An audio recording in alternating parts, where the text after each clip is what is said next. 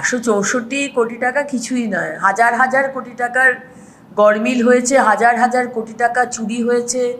ইয়ার wise 50 বছর, 34 and 15, কিন্তু otherwise বোধ হয় 100 বছর কি তারও বেশি আমরা পিছিয়ে গেছি।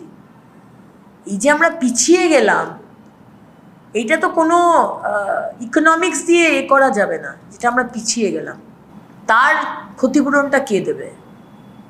এগুলো নয় অডিট হবে, আদালত হবে, দুর্নীতির ফাইল খুলবে, শাস্তি হবে। বা বাংলার মানুষ যে আমরা 100 বছর পিছিয়ে গেলাম তার ক্ষতিপূরণটা কে দেবে? বামফ্রন্ট দেবে, না মমতা দেবে, না টিএমসি দেবে, না কে দেবে? আমাদের ক্ষতিপূরণ দিতে হবে। তৃণমূল টাকা সবই শুনছি প্রতিদিন, কিন্তু তার গন্তব্যটা কি, শেষ কোথায় হবে আমরা কিছুই জানি না। চোরটাকে, চোর ধরা পড়লো কিনা, চোর আসে কোথায়, চোরের সাজা হলো কিনা যে শুনতে পাচ্ছে না, দেখতে পাচ্ছে।